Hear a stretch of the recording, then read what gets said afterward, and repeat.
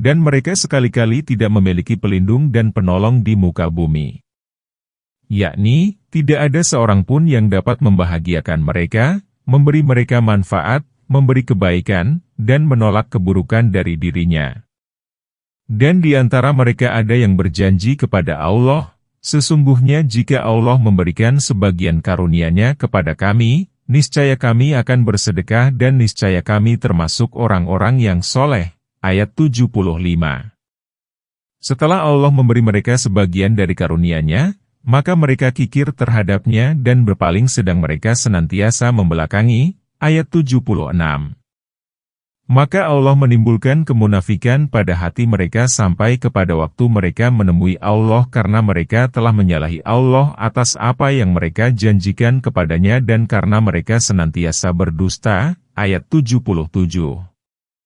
Tidakkah mereka tahu bahwasanya Allah mengetahui rahasia dan bisikan mereka dan bahwasanya Allah mengetahui segala yang gaib?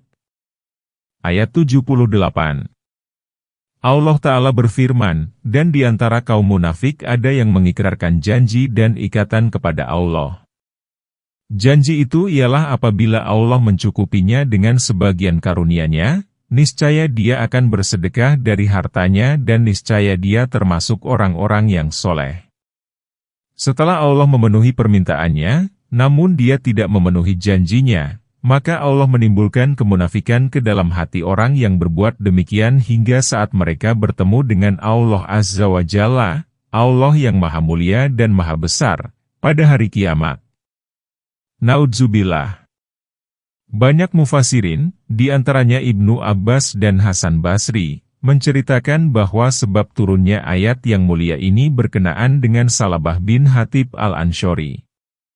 Sehubungan dengan dia terdapat hadis yang diriwayatkan oleh Ibnu Jarir dan ada pula hadis yang dikemukakan oleh Ibnu Abi Hatim dari hadis Ma'an bin Rifa'ah dari Ali bin Yazid, dari Abu Rahman Al-Qasim bin Abdurrahman, yaitu budak Abdurrahman bin Yazid bin Muawiyah, dari Abi Umamah al-Bahili, dan dari Salabah bin Hatib al-Ansyori. Secara singkat hadis itu mengatakan, sesungguhnya Salabah memohon kepada Rasulullah agar didoakan kepada Allah supaya dia kaya. Salabah berjanji bahwa dia akan memberikan hak, yaitu zakat, kepada setiap orang yang berhak. Kemudian Rasulullah mendoakannya. Rasulullah menyuruhnya agar memelihara domba. Kemudian domba itu berkembang biak seperti belatung. Dombanya menyesaki Madinah. Dombanya membuat dia lalai untuk mendirikan sholat. Ketika turun ayat yang mewajibkan zakat, Salabah berupaya supaya tidak perlu mengeluarkannya. Dia berkata, zakat itu hanyalah sebagai jizyah. Dia ditagih beberapa kali, namun tidak memberi hingga turunlah ayat, dan di antara mereka ada yang berjanji kepada Allah. Setelah turun ayat itu, kemudian Salabah bergegas untuk memberikan zakatnya kepada Rasulullah namun beliau tidak mau menerimanya karena Allah melarang beliau menerima zakatnya. Rasulullah wafat tanpa mau menerima zakatnya. Demikian pula ketiga khalifah sepeninggalnya, yaitu Abu Bakar, Umar, dan Utsman menolak zakatnya. Para khalifah ini berkata, Rasulullah sendiri tidak menerima zakatnya, maka bagaimana mungkin aku dapat menerimanya? Akhirnya Salabah mati pada masa kekhalifahan Utsman. Kisah Salabah ini tidak dapat diandalkan kesahihannya. Di dalamnya terdapat sanad yang bernama Ali bin Yazid sebagai sanad yang sangat lemah. Wallahu alam. Firman Allah Ta'ala, karena mereka telah menyalahi Allah atas apa yang mereka janjikan kepadanya, yakni Allah menimbulkan kemunafikan di dalam hatinya karena mereka menyalahi dan mendustakan janji. Dalam Syahihain ditegaskan dari Rasulullah bahwasanya beliau bersabda, tanda orang munafik ada 3, apabila dia berbicara dia berdusta, apabila dia berjanji dia mengingkari, dan apabila dia diberi amanat dia berkhianat. Firman Allah Ta'ala, tidakkah mereka tahu bahwasanya Allah mengetahui rahasia dan bisikan mereka? Yakni, dia mengetahui isi hati mereka dan dia lebih mengetahui terhadap mereka daripada mereka sendiri karena dia maha mengetahui segala yang gaib. yakni, Dia mengetahui setiap yang gaib dan nyata, setiap yang rahasia dan bisikan, mengetahui yang nampak dan yang tersembunyi. Yaitu orang-orang yang mencela orang-orang mukmin yang memberikan sedekah dengan taat dan orang-orang yang tidak memperoleh selain sekadar kesanggupannya. Maka sebagian munafik menghina mereka. Semoga Allah akan membalas penghinaan mereka itu. Dan untuk mereka azab yang pedih, ayat 79. Ayat ini pun sebagian sifat kaum munafik. Tidak ada seorang pun yang terlepas dari celaan dan ejekan mereka dalam segala hal. Orang yang rajin bersedekah pun tidak luput dari ejekan mereka. Jika ada seseorang membawa harta yang banyak, maka dikatakanlah dia sebagai orang ria. Jika seseorang membawa harta sedikit, maka dikatakan, sesungguhnya Allah tidak membutuhkan sedekah itu. Hal ini seperti diriwayatkan oleh Al-Bukhari dari Abi Mas'ud. Dia berkata, ketika ayat tentang zakat diturunkan, kami memikul barang di atas pundak. Kemudian datanglah seseorang menyedekah. Kan harta yang banyak. Kaum munafik berkata, orang ini ria. Datang pula orang lain yang menyedekahkan 1 sa. Kemudian kaum munafik berkata, sesungguhnya Allah tidak perlu sedekah ini. Maka diturunkanlah ayat, orang-orang yang mencela orang-orang yang taat. Hadis ini pun diriwayatkan oleh Muslim dalam syahihnya dari hadis Syubah. Imam Ahmad meriwayatkan dari Abi As-Salil, dia berkata, seseorang singgah pada majelis kami di Baqi. Orang itu berkata, ayahku atau pamanku menceritakan kepadaku bahwa dia melihat Rasulullah di Baqi sedang beliau bersabda, barang siapa yang menyedekahkan sesuatu, maka aku akan mempersaksikannya pada hari kiamat. Abi Salil berkata, kemudian aku melepaskan ikat sorbanku 1 atau 2 buah. Aku ingin bersedekah dengan keduanya agar aku memperoleh apa yang didapat oleh manusia, kemudian aku mengingatkan sorbanku. Tiba-tiba datang seseorang. Aku belum pernah melihat orang Baqi yang sehitam, sekecil, dan seburuk dia. Dia mengendarai unta. Aku belum pernah melihat di Baqi ada betis unta yang sebagus itu. Aku berkata, apakah unta itu merupakan sedekah, wahai Rasulullah? Beliau menjawab, benar. Salil berkata, unta ini bukan milikmu. Salil berkata, kemudian orang hitam itu mencelanya dan berkata, orang ini bersedekah dengan sedekah seperti ini. Demi Allah, unta itu lebih baik daripada sedekah ini. Salil berkata, ucapannya itu terdengar oleh Rasulullah, maka beliau bersabda, bukan demikian, justru sedekah itu lebih baik daripada kamu dan daripada unta itu. Beliau mengatakannya 3 kali. Kemudian beliau melanjutkan, celakalah para pemilik unta yang bohong. Beliau mengatakannya 3 kali. Para sahabat berkata, kecuali siapa, wahai Rasulullah?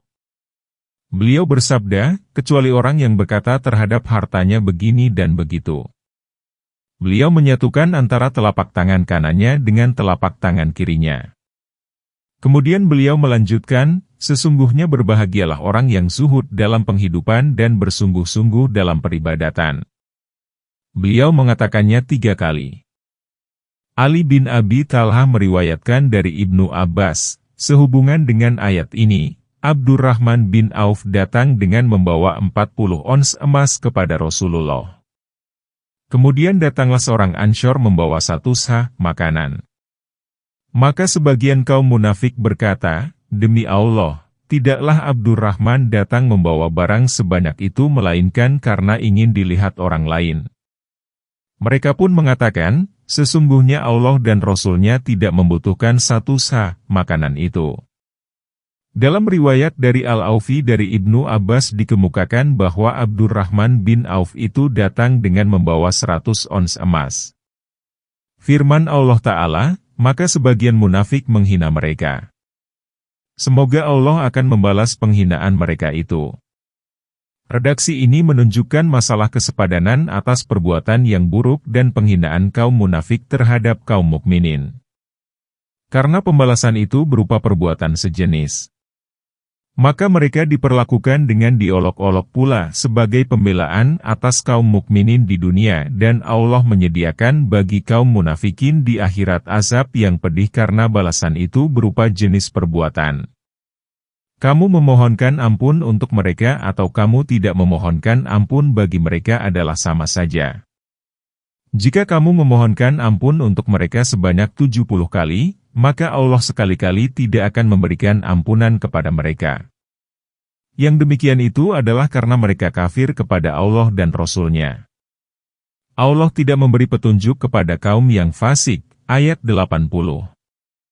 Allah Ta'ala memberitahukan kepada nabinya bahwa kaum munafikin itu tidak layak untuk dimintakan ampun dan bahwasanya apabila dia memintakan ampun untuk mereka sebanyak 70 kali, maka Allah tidak akan memberikan ampunan bagi mereka. Dikatakan bahwa bilangan 70 itu digunakan untuk menyatakan keseriusan memintakan ampun untuk mereka. Hal ini karena orang Arab menggunakan angka 70 untuk menyangatkan pernyataan, bukan untuk membatasi. Ada pula pendapat yang mengatakan bahwa bilangan 70 itulah yang dipahami, sebagaimana Al-Aufi meriwayatkan dari Ibnu Abbas bahwasanya Rasulullah bersabda, tatkala ayat ini diturunkan, aku mendengar Tuhanku memberikan kemurahan untukku mengenai kaum munafik. Demi Allah, sungguh aku akan memintakan ampun bagi mereka lebih banyak daripada 70 kali. Mudah-mudahan Allah mengampuni mereka. Maka Allah berfirman, karena demikian murkanya atas kaum munafik, kamu memohonkan ampun bagi mereka atau kamu tidak memohonkan ampun bagi mereka adalah sama saja. As-Syabi berkata, tatkala Abdullah bin Ubay sakit parah, maka anaknya pergi kepada Rasulullah. Dia berkata, sesungguhnya ayahku sekarat. Aku ingin engkau menengoknya dan mendoakannya. Maka beliau bersabda kepadanya, siapa namamu? Dia menjaga, Al-Habab bin Abdullah. Beliau bersabda, bukan, tetapi namamu adalah Abdullah bin Abdullah. Sesungguhnya Al-Habab itu nama setan. Kemudian beliau bersama anak itu hingga dia melihat Ubay dan memakaikan kemejanya sedang dia berkeringat dan Nabi pun mendoakannya. Maka dikatakan kepada beliau, mengapa engkau mendoakannya? Beliau bersabda, sesungguhnya Allah telah berfirman, walaupun kamu memohonkan ampun bagi mereka 70 kali. Jika dibolehkan, niscaya aku akan memintakan ampun bagi mereka 70, ditambah 70. Dan ditambah 70 lagi. Demikian pula nada hadis yang diriwayatkan dari Urwah bin Zubair, Mujahid, dan Qatadah bin Diamah.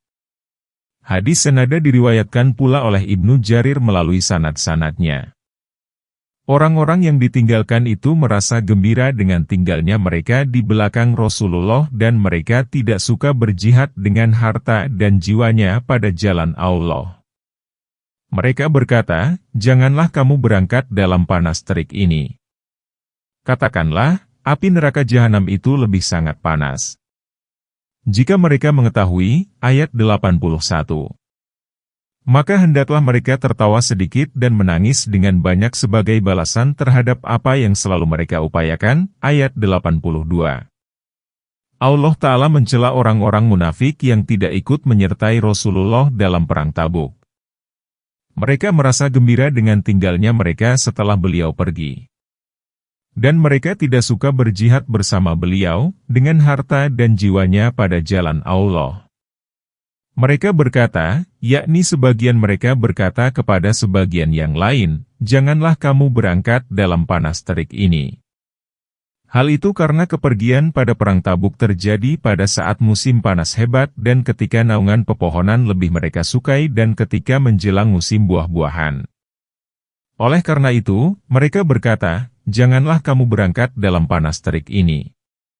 Allah Ta'ala berfirman kepada Rasul-Nya, katakanlah kepada mereka, api neraka jahanam, yang akan menjadi tempat kamu kembali lantaran kamu tidak ikut berperang, itu lebih sangat panas, daripada penghindaranmu dari panas terik, bahkan, lebih sangat panas, daripada api. Hal ini seperti diriwayatkan oleh Imam Malik dari Abi Hurairah bahwasanya Rasulullah bersabda, api Bani Adam yang kamu nyalakan itu merupakan satu bagian dari 70 bagian neraka jahanam. Para sahabat bertanya, wahai Rasulullah, tetapi api itu memenuhi semua orang. Maka beliau bersabda, seluruh api itu akan ditambah lagi dengan 69 bagian.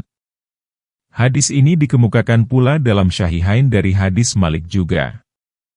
Al-Amas meriwayatkan dari Nu'man bin Bashir, dia berkata, Rasulullah bersabda, sesungguhnya penghuni neraka yang paling ringan azabnya pada hari kiamat ialah orang yang diberi azab dengan 2 sandal dan 2 talinya berupa api jahanam. Maka bergolaklah otaknya karena kedua sandal itu seperti bergolaknya periuk. Orang itu tampak seperti penghuni neraka yang paling berat siksanya, padahal dia yang paling ringan azabnya. Hadis ini dikemukakan dalam Syahihain dari hadis Amasi. Allah Ta'ala berfirman sehubungan dengan sifat jahanam, disiramkan air mendidih ke atas kepala mereka. Dengan air itu dihancur luluhkan segala apa yang ada dalam perut mereka dan kulitnya. Dan untuk mereka cambuk-cambuk dari besi. Setiap kali mereka hendak keluar dari neraka lantaran kesengsaraan mereka, niscaya mereka dikembalikan ke dalamnya. Rasakanlah azab yang membakar ini, Surat Al-Hajj, ayat 19-22. Sedang dalam ayat ini Allah Ta'ala berfirman, katakanlah, neraka jahanam itu lebih sangat panas, jika mereka mengetahui. Yakni, jika mereka memahami dan mencermati, niscaya berangkatlah mereka bersama Rasulullah di jalan Allah pada musim panas agar keberangkatannya itu menjadi pelindung dirinya dari panas jahanam yang panasnya berlipat ganda dari panasnya cuaca. Kemudian Allah Ta'ala berfirman dengan nada mengancam perbuatan kaum munafik, maka hendaklah mereka tertawa sedikit. Al-Hafiz Abu Ya'la meriwayatkan dari Anas bin Malik, dia berkata, aku mendengar Rasulullah bersabda, wahai manusia, menangislah.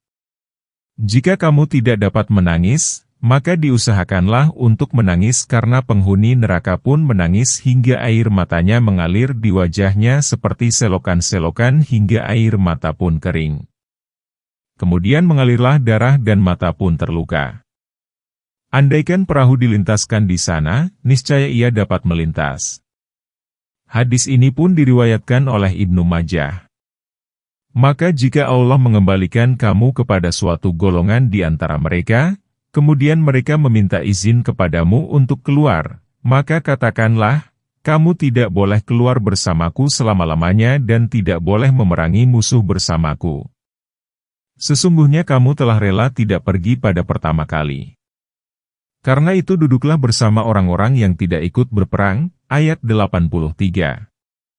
Allah Ta'ala berfirman dengan nada menyuruh Rasul-Nya, maka jika Allah mengembalikan kamu, yakni Allah mengembalikanmu dari medan perangmu ini, kepada suatu golongan di antara mereka. Qatadah berkata, diceritakan kepada kami bahwa jumlah mereka ada 12 orang. Kemudian mereka meminta izin kepadamu untuk keluar, bersama kamu ke perang lain, maka katakanlah, kamu tidak boleh keluar bersamaku selama-lamanya dan tidak boleh memerangi musuh bersamaku. Hal ini untuk mempermalukan dan menghukum mereka. Kemudian larangan itu dikuatkan dengan alasan melalui firman-Nya, sesungguhnya kamu telah rela tidak pergi pada pertama kali, karena balasan atas keburukan adalah keburukan pula, sebagaimana balasan atas kebaikan adalah kebaikan pula. Penggalan ini seperti firman Allah Ta'ala, dan kami memalingkan hati dan penglihatan mereka seperti mereka belum pernah beriman kepadanya pada pertama kali, Surat Al-An'am, ayat 110. Firman Allah Ta'ala, karena itu duduklah bersama orang-orang yang tidak ikut berperang. Ibnu Abbas berkata, yakni bersama orang-orang yang tidak ikut berperang. Dan janganlah kamu sekali-kali mensyolatkan seseorang yang mati di antara mereka dan janganlah kamu berdiri di atas kuburnya. Sesungguhnya mereka telah kafir kepada Allah dan Rasul-Nya dan mereka mati dalam keadaan fasik. Ayat 84. Allah Ta'ala menyuruh Rasulullah agar melepaskan diri dari kaum munafik, jangan mensyolatkan salah seorang yang mati di antara mereka, dan jangan berdiri di atas kuburnya untuk memintakan ampun baginya atau untuk mendoakannya. Karena mereka telah kafir kepada Allah dan Rasul-Nya sedang mereka mati dalam keadaan demikian. Hukum ini diberlakukan kepada semua orang yang diketahui kemunafikannya, walaupun sebab turunnya ayat ini berkenaan dengan Abdullah bin Ubay bin Salul, dedengkot kaum munafik. Hal ini senada dengan hadis yang diriwayatkan oleh Bukhari dari Ibnu Umar. Dia berkata, ketika Abdullah bin Ubay mati, maka anaknya, yaitu Abdullah bin Abdullah, datang kepada Rasulullah. Dia meminta kemeja panjang milik Rasulullah untuk mengkafani ayahnya. Kemudian beliau memberinya. Si anak pun meminta beliau menyolatkannya. Kemudian Rasulullah bangkit untuk menyolatkannya. Kemudian Umar beranjak sambil menarik baju Rasulullah dan berkata, "Hai Rasulullah, engkau akan menyolatkannya padahal Tuhanmu melarang menyolatkannya." Maka Rasulullah bersabda, "Sesungguhnya Allah hanya memberiku pilihan." Dia berfirman, "Kamu memohonkan ampun bagi mereka atau kamu tidak memohonkan ampun bagi mereka adalah sama saja. Jika kamu memohonkan ampun bagi mereka sebanyak 70 kali, maka sekali-kali Allah tidak akan mengampuni mereka dan aku akan menambahnya lebih dari 70. Umar berkata, "Sesungguhnya dia orang munafik." Ibnu Umar berkata, maka Rasulullah menyolatkannya juga. Lalu Allah menurunkan ayat, "Dan janganlah kamu sekali-kali menyolatkan seseorang yang mati di antara mereka dan janganlah kamu berdiri di atas kuburnya." Demikian pula ada hadis yang diriwayatkan oleh Muslim dan Imam Ahmad. Imam Ahmad meriwayatkan dari Jabir, dia berkata, ketika Abdullah bin Ubay mati, maka anaknya menemui Nabi. Dia berkata, "Wahai Rasulullah, sesungguhnya jika engkau tidak menengoknya, maka kami akan senantiasa mempermalukanmu dengan perbuatan ini." Maka Nabi menengoknya dan mayat telah dimasukkan ke dalam kubur. Si anak berkata, "Mengapa engkau tidak menciumnya sebelum orang-orang memasukkannya?" Maka mayatnya dikeluarkan dari kubur. Kemudian Rasulullah mengolesi mayat dengan ludahnya mulai dari kepala hingga kakinya dan memakaikan kemeja panjang beliau kepadanya. Hadis ini pun diriwayatkan oleh An-Nasai. Al-Bukhari meriwayatkan dari Jabir bin Abdillah, dia berkata, Abdullah bin Ubay menemui Nabi setelah dia dimasukkan ke dalam kuburnya. Dia menyuruh mengeluarkan mayat itu, lalu diletakkan di depan kedua lutut beliau. Beliau menyemprotkan ludahnya ke jasad Ubay dan memakaikan kemejanya kepadanya. Wallahu alam. Qatadah berkata, Abdullah bin Ubay mengirimkan utusan kepada Rasulullah ketika Ubay sakit. Tatkala beliau menengoknya, beliau berkata kepadanya, "Apakah cinta orang Yahudi telah membinasakanmu?" Dia menjawab, "Wahai Rasulullah, sesungguhnya aku mengutus seseorang kepadamu agar engkau memohonkan ampun bagiku dan aku tidak menyuruhmu datang agar engkau menyuruhku kembali kepada kebenaran." Kemudian Abdullah meminta kemeja panjang kepada Nabi untuk kafan ayahnya. Kemudian beliau memberikan kemeja kepadanya, menyolatkannya, dan mendoakan dia atas kuburnya. Kemudian Allah menurunkan ayat, "Dan janganlah kamu sekali-kali menyolatkan seseorang yang mati di antara mereka." Sebagian ulama salaf menceritakan, sesungguhnya Nabi memakaikan kemejanya kepada Abdullah tiada lain karena tatkala datang Al-Abbas, maka dia meminta kemeja kepada Nabi. Namun, tidak ada kemeja yang pas untuk Al-Abbas kecuali kemeja Abdullah bin Ubay karena Al-Abbas itu jangkung dan gemuk. Jadi, Nabi melakukan hal itu untuk membalasnya. Wallahu alam. Oleh karena itu, setelah ayat ini turun, Rasulullah tidak pernah mensolatkan dan mendoakan seorang munafik pun. Hal ini sejalan dengan hadis yang diriwayatkan oleh Ahmad dari Qatadah, dia berkata, apabila Rasulullah diberitahu ihwal kematian seseorang, maka beliau menanyakan ihwal jenazahnya. Jika jenazah itu dipuji karena kebaikannya, maka beliau bangkit dan menyolatkannya. Jika tidak demikian, maka beliau bersabda kepada keluarganya, jenazah itu urusanmu. dia tidak menyolatkannya. Setelah Allah Azza wa Jalla, Allah yang Maha Mulia dan Maha Besar, melarang Nabi menyolatkan kaum munafik dan berdiri di atas kuburnya untuk memintakan ampun bagi mereka. Menyolatkan dan mendoakan jenazah merupakan jenis mendekatkan diri kepada Allah yang paling besar bagi kaum mukminin. Maka Allah menyariatkan hal itu. Perbuatan itu mengandung pahala yang besar sebagaimana ditegaskan dalam Asy-Syahah dan kitab lainnya, yaitu dalam hadis Abu Hurairah bahwasanya Rasulullah bersabda, barang siapa yang menengok jenazah hingga dia menyolatkannya, maka baginya 1 qirat, artinya takaran yang telah diketahui kadarnya di sisi Allah. Dan barang siapa yang menengoknya hingga dia dikuburkan, maka baginya 2 qirat. Beliau ditanya, apakah qirat itu? Beliau bersabda, qirat yang paling kecil di antara keduanya adalah sebesar Uhud.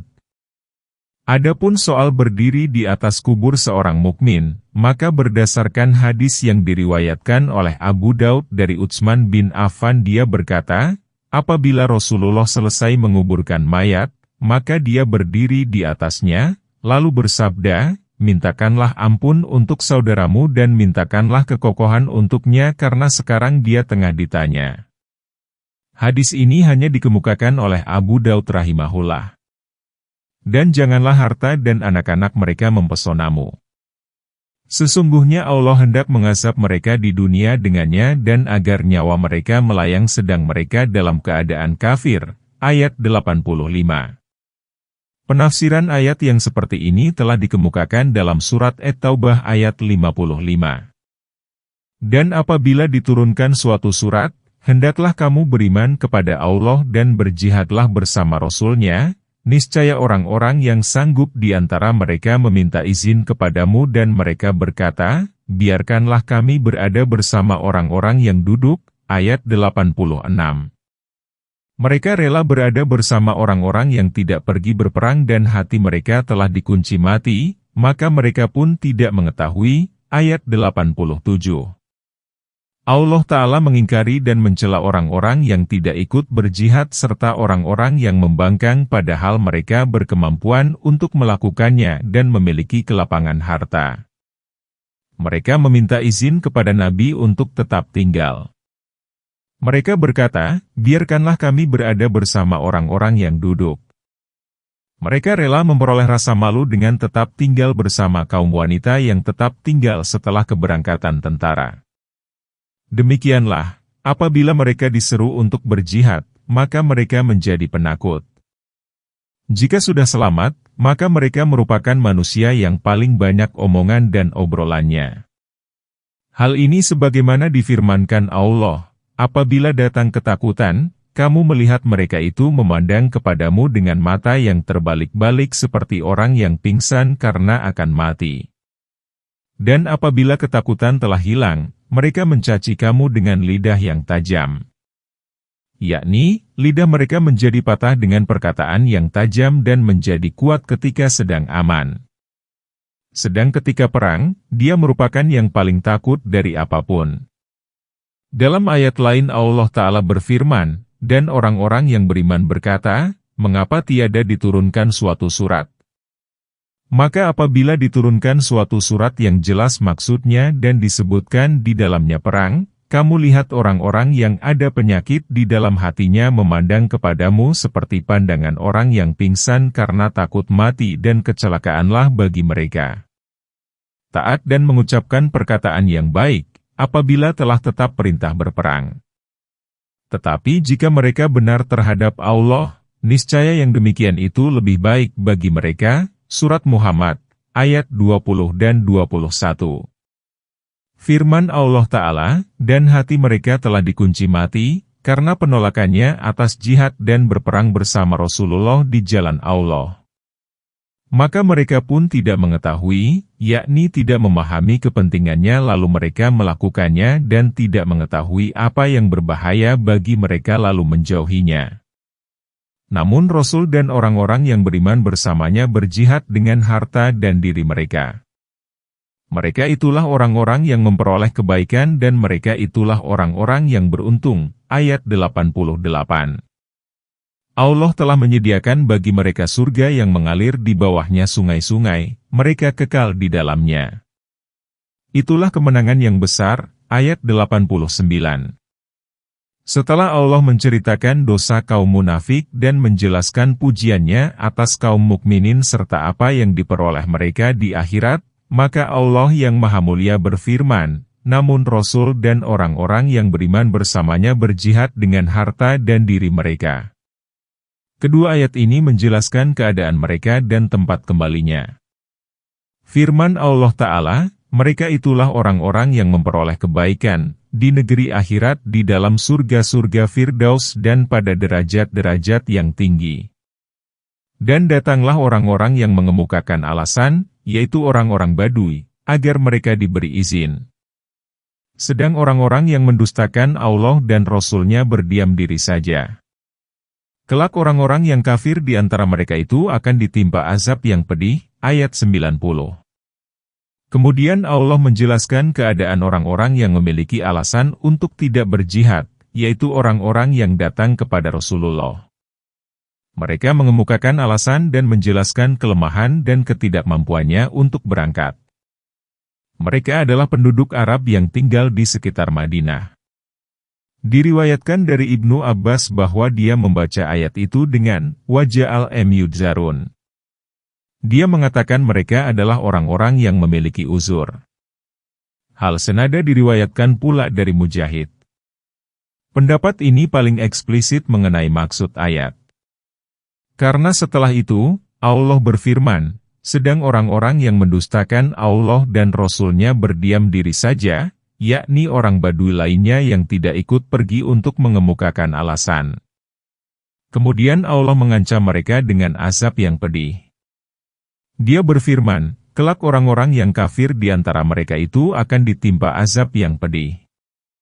Tiada dosa atas orang-orang yang lemah, atas orang-orang yang sakit, dan atas orang-orang yang tidak memperoleh apa yang akan mereka nafkahkan, apabila mereka berlaku ikhlas kepada Allah dan Rasul-Nya.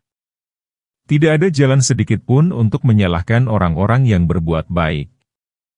Dan Allah Maha Pengampun lagi Maha Penyayang, ayat 91. Dan tiada dosa atas orang-orang yang apabila mereka datang kepadamu agar kamu memberi mereka kendaraan, lalu kamu berkata, aku tidak memperoleh kendaraan untuk membawamu.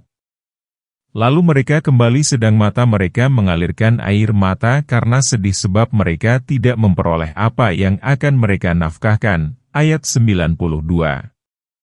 Sesungguhnya jalan itu hanyalah atas orang-orang yang meminta izin kepadamu sedang mereka orang-orang kaya.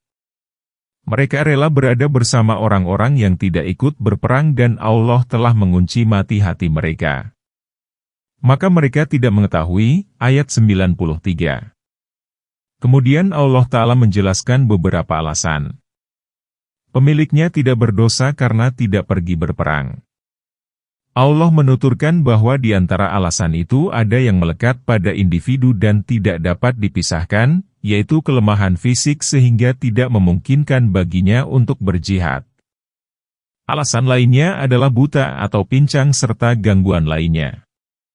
Oleh karena itu, ayat ini dimulai dengan alasan yang permanen. Alasan lainnya bersifat mendadak karena sakit yang diderita tubuhnya sehingga dia tidak dapat pergi pada jalan Allah. Atau karena dia miskin sehingga tidak dapat mempersiapkan perlengkapan perang. Orang-orang semacam ini tidak berdosa bila tidak berangkat perang dan berlaku ikhlas saat tidak berangkat, tidak menggentarkan halayak, dan tidak menurunkan mental mereka. Mereka berlaku baik. Oleh karena itu, Allah Ta'ala berfirman, tidak ada jalan sedikit pun untuk menyalahkan orang-orang yang berbuat baik. Allah Maha Pengampun lagi Maha Penyayang. Ibnu Abi Hatim meriwayatkan dari Zaid bin Sabit, dia berkata, aku sebagai penulis wahyu bagi Rasulullah. Aku menulis surat Bara'ah. Aku menaruh pena pada kedua telingaku jika beliau memerintahkan kami berperang. Rasulullah mulai menanti wahyu yang akan diturunkan kepadanya. Tiba-tiba datanglah orang buta. Dia bertanya, wahai Rasulullah, bagaimana dengan aku yang buta ini? Maka diturunkanlah ayat, tiada dosa atas orang-orang yang lemah. Al-Aufi meriwayatkan dari Ibnu Abbas, sehubungan dengan ayat ini, sesungguhnya Rasulullah menyuruh manusia agar berangkat dalam 2 perang bersamamu. Tiba-tiba datanglah sekelompok sahabatnya. Di antara mereka ada Abdullah bin Mughfil bin Mukrin al-Musani. Mereka berkata, "Wahai Rasulullah, berilah kami kendaraan." Maka beliau berkata kepada mereka, "Demi Allah, aku tidak memiliki kendaraan untuk membawamu." Maka mereka pulang sambil menangis. Mereka merasa enggan untuk duduk tanpa berjihad, tetapi mereka tidak memiliki biaya dan kendaraan.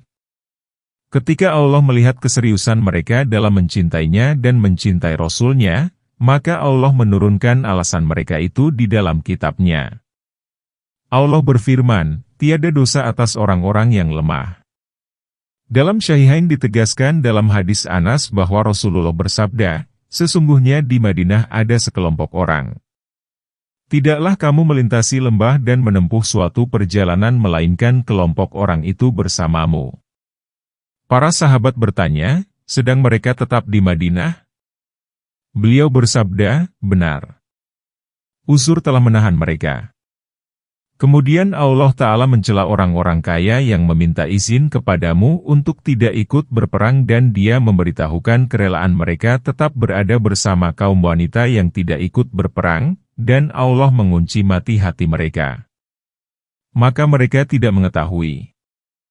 Mereka mengemukakan uzurnya kepadamu, apabila kamu telah kembali kepada mereka. Katakanlah, janganlah kamu mengemukakan uzur. Kami tidak akan percaya lagi kepadamu. Sesungguhnya Allah telah memberitahukan kepada kami sebagian dari berita-beritamu.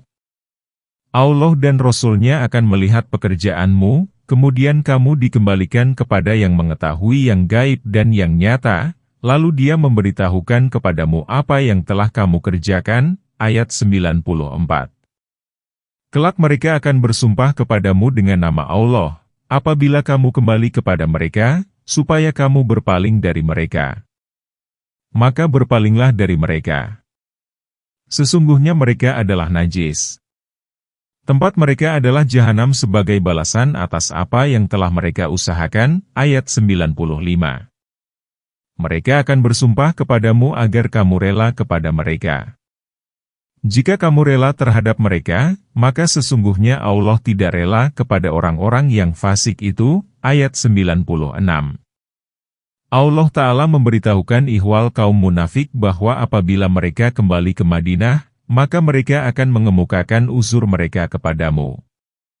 Katakanlah, janganlah kamu mengemukakan uzur.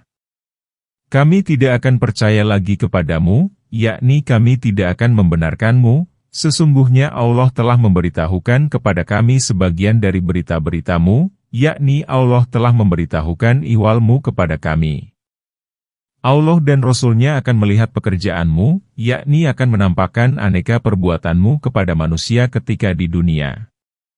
Kemudian kamu dikembalikan kepada yang mengetahui yang gaib dan yang nyata, lalu Dia memberitahukan kepadamu apa yang telah kamu kerjakan, lalu Dia memberitahukan kepadamu amalmu yang baik dan yang buruk, lalu Dia membalas perbuatanmu itu. Kemudian Allah memberitahukan ihwal mereka bahwa kelak mereka akan bersumpah kepadamu sambil mengemukakan uzur agar kamu berpaling dari mereka. Maka berpalinglah dari mereka dengan memandang hina terhadap mereka. Sesungguhnya mereka adalah najis. Hal ini mengisyaratkan kepada najisnya batiniah dan keyakinan mereka. Tempat mereka di akhirat adalah jahanam sebagai balasan atas dosa dan kesalahan yang telah mereka usahakan. Allah Ta'ala memberitahukan bahwa apabila mereka ridho atas sumpahnya kepada kaum mukminin, maka sesungguhnya Allah tidak rela kepada orang-orang yang fasik itu, yakni orang-orang yang keluar dari ketaatan terhadap Allah dan Rasul-Nya. Ditafsirkan demikian karena alfis berarti keluar. Dikatakan, fasakat ar-ruhbah artinya jika kurma ini keluar dari kelopaknya. Orang-orang Badu itu lebih hebat kekafiran dan kemunafikannya dan lebih wajar jika mereka tidak mengetahui head-head, artinya larangan Allah yang diperintahkan kepada manusia untuk memeliharanya dan tidak mendekatinya, yang diturunkan kepada Rasul-Nya. Dan Allah Maha Mengetahui lagi Maha Bijaksana, ayat 97. Dan di antara orang-orang Badui itu ada orang yang memandang apa yang dinafkahkan itu sebagai kerugian dan dia menanti-nanti aneka bencana menimpamu. Atas merekalah bencana yang buruk itu menimpa. Allah Maha Mendengar lagi Maha Mengetahui, ayat 98. Dan di antara orang Badui ada orang yang beriman kepada Allah, hari akhir, dan yang memandang apa yang diinfakkannya itu sebagai takarrub, mendekatkan diri kepada Allah, pada sisi Allah dan sarana untuk memperoleh doa-doa Rasul. Ketahuilah, sesungguhnya infak itu merupakan takarrub, mendekatkan diri kepada Allah, bagi mereka. Kelak Allah akan memasukkan mereka ke dalam rahmat-Nya. Sesungguhnya Allah Maha Pengampun lagi Maha Penyayang, ayat 99. Allah Ta'ala memberitahukan bahwa di antara orang-orang Arab Badu itu ada yang kafir, munafik, dan yang beriman. Dan bahwa kekafiran dan kemunafikan mereka itu lebih hebat dan lebih keras daripada yang bukan Badui serta lebih wajar jika mereka tidak mengetahui had-had, artinya larangan Allah yang diperintahkan kepada manusia untuk memeliharanya dan tidak mendekatinya, Allah sebagaimana menurut riwayat Al-Amasi yang diterima dari Ibrahim, dia berkata, ada seorang Badui datang kepada Zaid bin Syauhan ketika dia menceritakan para sahabatnya. Tangan Zaid mendapat luka dalam peristiwa Nahawin. Orang Badui berkata, demi Allah, ceritamu itu menarik hatiku, namun tanganmu membuatku ragu. Zaid berkata, apa yang membuatmu ragu dari tanganku, padahal yang terluka itu tangan kiri? Dia menjawab, demi Allah, aku tidak tahu, apakah musuh itu memotong tangan kiri atau tangan kanan. Zaid bin Syauhan berkata, Maha benar Allah yang berfirman, dan lebih wajar jika mereka tidak mengetahui had-had yang telah diturunkan Allah kepada Rasul-Nya. Diriwayatkan dari Nabi bahwasanya beliau bersabda, barang siapa yang tinggal di kampung, maka hatinya menjadi keras. Hadis ini diriwayatkan oleh Ahmad, Abu Daud, Tirmidzi, dan An-Nasai melalui jalur dari Sufyan Tsauri. Hadis ini dianggap hasan oleh Tirmidzi. Tatkala kekerasan dan kebandelan hati terdapat para penduduk kampung, maka Allah tidak mengutus seorang Rasul di antara mereka. Dia mengutus Rasul dari penduduk kota yang akhlaknya lebih halus daripada orang Badui karena tabiat orang Badui itu keras. Hal ini seperti firman Allah Ta'ala, dan tidaklah kami mengutus sebelum kamu melainkan orang-orang dari penduduk kota yang kami turunkan wahyu kepada mereka. Muslim meriwayatkan dari Aisyah, dia berkata, sekelompok orang Badui datang kepada Rasulullah. Mereka bertanya, apakah kalian suka mencium anak-anak kalian? Mereka, para sahabat, menjawab, benar. Orang Badui berkata, demi Allah, kami tidak pernah mencium mereka. Rasulullah bersabda, aku ingin memberikan, jika Allah telah mencabut kasih sayang dari hatimu. Firman Allah Ta'ala, Allah Maha Mengetahui lagi Maha Bijaksana. Yakni, Maha Mengetahui siapa yang berhak diajari keimanan dan pengetahuan. Dan Maha Bijaksana dalam membagikan pengetahuan, kebodohan, keimanan, kekafiran, dan kemunafikan di antara hamba-hambanya. Firman Allah Ta'ala, dan di antara orang-orang Badui itu ada orang yang memandang apa yang dinafkahkan itu, di jalan Allah, sebagai kerugian, yakni kehilangan dan kesia-siaan, dan dia menanti-nanti aneka bencana menimpamu, yakni dia mengintai musibah yang akan menimpamu.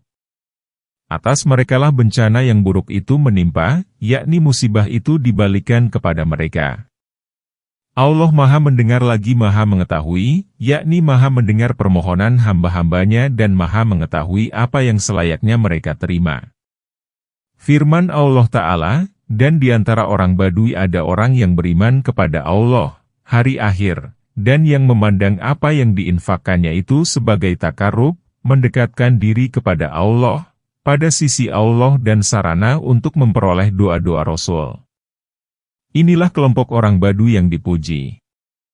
Mereka bertakarub, mendekatkan diri kepada Allah melalui apa yang mereka infakkan dan mereka mengharapkan agar didoakan oleh Rasulullah. Ketahuilah, sesungguhnya infak itu merupakan takarub, mendekatkan diri kepada Allah, bagi mereka, yakni buahnya kembali kepada mereka. Oleh karena itu, Allah Ta'ala berfirman, kelak Allah akan memasukkan mereka ke dalam rahmat-Nya. Sesungguhnya Allah Maha Pengampun lagi Maha Penyayang. Orang-orang yang terdahulu lagi yang pertama-tama di antara orang-orang Muhajirin dan Ansyar dan orang-orang yang mengikuti mereka dengan baik, Allah ridho kepada mereka dan mereka pun ridho kepada Allah. Allah menyediakan bagi mereka surga-surga yang mengalir di bawahnya sungai-sungai.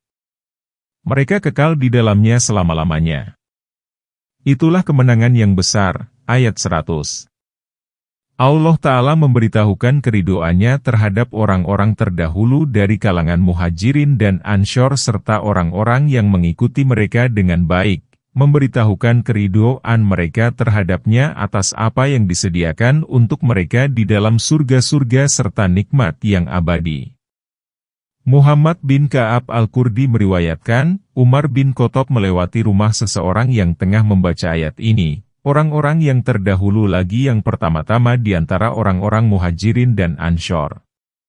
Kemudian Umar memegang tangan orang yang membaca ayat itu seraya berkata, siapakah yang membacakan ayat ini kepadamu?